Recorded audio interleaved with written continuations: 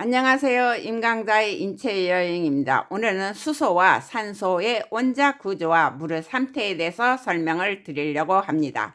그 전에 지난 시간에 입에 보충 설명하는 거예요. 지난 시간에 입의 단면에 대해서 설명했는데 댓글이 달렸어요. 영어로.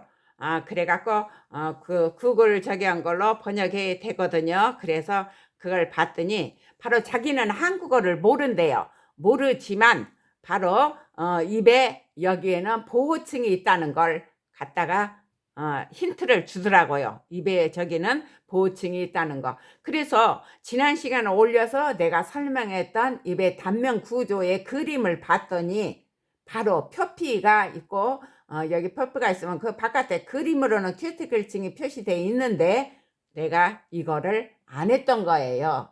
그래서 여기에는 입의 표피 위에는 큐티클층이 있고 바로 이게 입의 보호층이라는 걸 갖다가 보충 설명하는 거예요. 근데 이 큐티클층이 두꺼운 거 있어요. 동백나무나 사철나무는 두꺼워요. 겨울에도 추위를 잘 견디죠.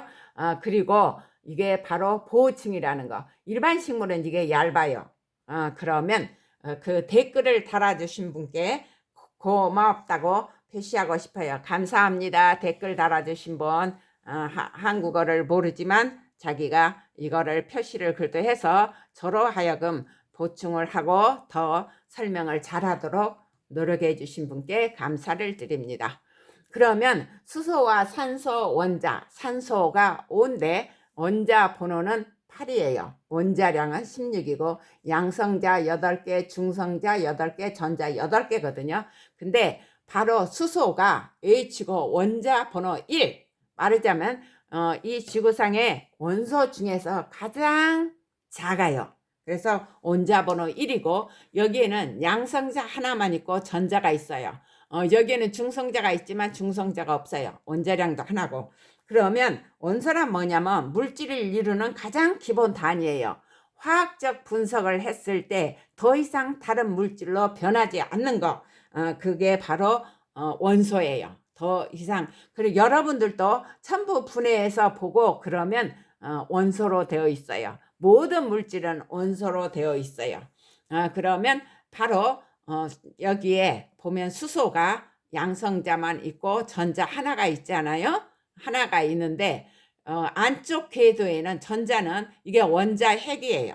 원자 핵인데 그 둘레에는 전자 궤도가 있어요. 근데 이 전자는 워낙에 저기 질량이 낮아요. 낮아서 그 원자량을 계산할 때는 바로 중성자와 양성자 원자 핵 속의 무게만 가지고 설명을 하거든요.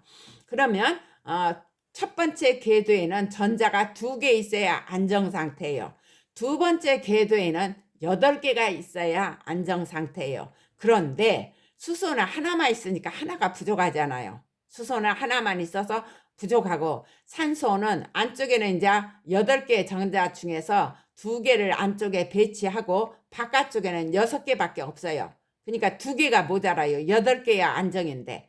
그래서 항상 얘는 불하는 거예요. 만약에 산소 혼자 있으면 활성산소라고 그러죠. 왜냐하면 불안하니까 이게 전자가 없어서. 그러면 여기에서 수소에 전자 2개, 수소 2개 하나씩 여기에서 서로 공유를 하는 거예요. 얘도 이만큼 받고 얘도 이만큼 받고. 그래서 수소 2개가 산소한테 결합을 해요. 근데 이 각도가 바로 104도라고 그러대요. 그러면 물 분자는 H니까 H 2개가 산소 O 하나하고 결합해서 물 분자의 분자식은 H2O가 되는 거예요. H2O. 그런데 여기서 첨가해서 요즘에요. 암 치료하는데 양성자로 치료한다고 그래요. 그러면 그 양성자를 어디서 얻느냐 하면은 수소한테 얻어요. 제일 간단하잖아요. 중성자도 없고 양성자 하나만 있는데 이 전자를 어떤 방법으로 탁 떨어지게 한대요. 그러면 양성자만 남지 않아요? 그래서 이 양성자를 가지고 암세포를 공격해서 치료하는데 효과가 좋다고 그래요.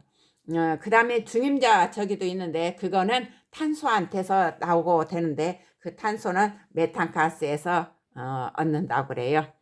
그거는 이제 이 다음에 기회가 있으면 설명을 다시 하고, 지금 여기에는 탄소 없으니까. 그러면 바로 여기에 무르 3패. 참, 그리고 수소가 요즘에 유행한다는 것은 바로 뭐냐면 양성자가 하나 있는 게 보통 이렇게 수소예요. 근데 어쩌다가 일부에서 여기에 중성자 하나가 첨가해요. 그러면 중수소가 되는 거예요. 중수소가 되고, 어쩌다가 또 약간이지만 중성자 2개가 있어요. 그러면 그런 그 수소가 있을 때는 삼중수소가 되는 거예요. 그리고 여기에 수소를 이용해서 뭐 한다 그러죠. 수소는 간단해요. 여기 수소를 태워요. 말하자면 산소하고 결합하면 태우잖아요. 그러면 수소를 태우면 물이 되니까 공해물질이 안 생기는 거예요. 그래서 수소를 가지고 요즘에 각광을 받고 있죠. 수소 뭐 차나에 뭐니 막 그러고, 아무튼 그런다는 거. 그거를 갖다 하고 무르 3패를 설명하면, 물은요 3가지 모양으로 자기가 변해요. 그래서 수소와 산소는 물하고 결합했을 때, 산소하고 결합했을 때 수소가 제일 좋아해요. 산소도 그렇고. 왜냐하면 물을 흘리고 물이 됐다, 수증기가 됐다, 얼음이 됐다 그러는데, 그건 왜 그러냐 하면은 바로 여기 물 분자들, 이게 물 분자 하나거든요. 그리고 여기는 백사도락지 좀 벌어져 있어요. 근데 얘네들이 바로 물 분자들이 수소 결합을 해요. 근데 이 수소 결합은 약해요. 수소 결합이 약해가지고 이것이 떨어졌다가 붙었다, 요거하고 결합했다, 또 딴 놈하고 결합했다, 막 그래요. 불안하니까 서로 끌리면 그쪽으로 가고 이쪽으로 가요. 그래서 일정한 형태를 이루지 못하기 때문에 액체 상태가 되는 거예요, 물이.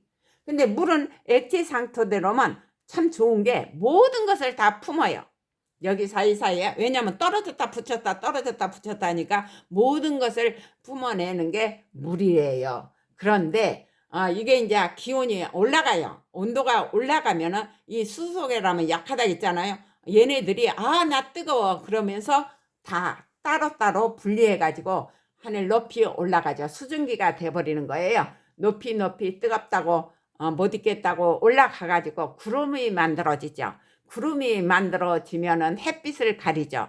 햇빛을 가렸다가 구름이 많아지면은 다시 빗방울로 떨어지죠. 빗방울로 떨어졌을 때 그냥 그게 그냥 공기 중에서 빗방울로 떨어지냐 하면 아니에요.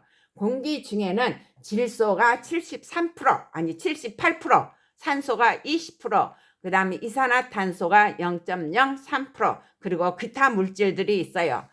그러면 거기에서 질소가 공기 중에 많지만 바로 유리질소가 돼가지고 식물들이 이용을 못해요. 왜냐고? 질소는 단백질의 구성물질이거든요.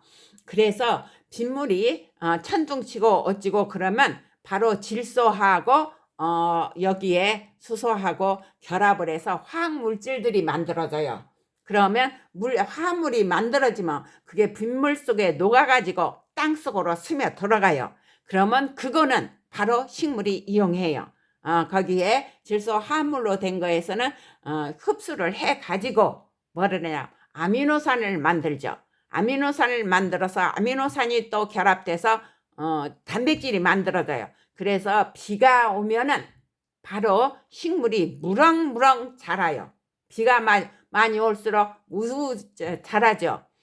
그거는 빗물 속에는 바로 질소 화합물이 들어있어서 더 잘 자라는 거예요. 그래서 식물한테는 바로 빗물이 좋은 거예요. 그러니까 빗물을 받아가지고 식물에 주면 확실히 더 좋아요.